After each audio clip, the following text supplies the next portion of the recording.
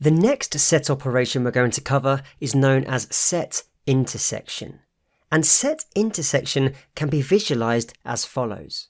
It brings back the middle area, i.e. the middle intersection where both sets cross over.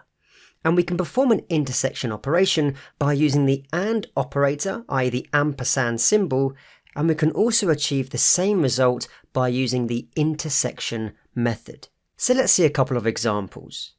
If we use the two sets created in the prior video, i.e. A containing integers 1 to 5 and B containing integers 4 to 8, if we type A ampersand B, you can see that we bring back 4 and 5, as these integers are shared in both sets A and B.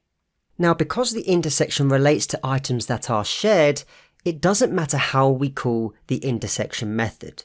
So if we call the intersection method on our A variable, and then inside parentheses pass in set B, we get the same result showing 4 and 5.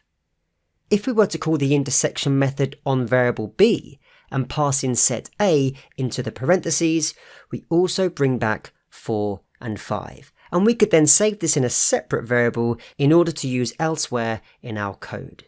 So set intersection enables us to combine two sets and obtain the values that are shared in both.